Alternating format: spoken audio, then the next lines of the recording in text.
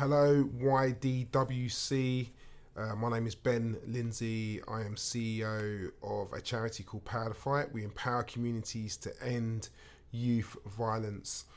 And one of the things that we do, we support families, we engage with young people, we engage with policy and strategy at a local and central government level. But we also run a culturally competent therapeutic service for young people, families and practitioners engaging or being impacted by youth violence. And since your theme at your conference, at your time away is around mental health and psychology, I just thought I'd just encourage you guys about the importance of care. I think we have all seen probably more than ever in the last year with COVID, with isolation, with the impacts of George Floyd, how important it is for us to really look after ourselves. And I suppose there's different levels to this. On one hand, I always say, particularly if you're a person of colour, go and seek therapy, even if you feel there's nothing wrong.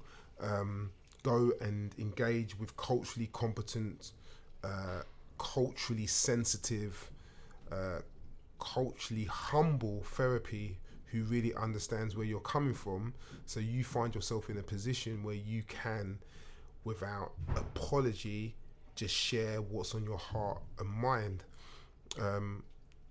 Trauma is an interesting phrase and it's used a lot, but when it comes to trauma, things which may have happened in your past, the brain and the mind then puts like this protective barrier, force field around your mind to protect you from those traumatic experiences, and every now and again they get pierced, and then you can find yourself in all manner of situations and feelings. So really it's important, but not just maybe things which have happened to you personally. I'd also say around secondary trauma, the things that we see, the traumatic things we see on the news, particularly around Black lives being murdered. All these types of things can build up, and therefore it's really important that we look after ourselves.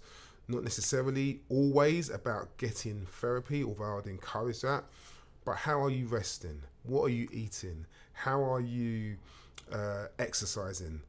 How much alcohol are we taking? All these things which can, or even what we're eating, all these things can show us how stressful we really are.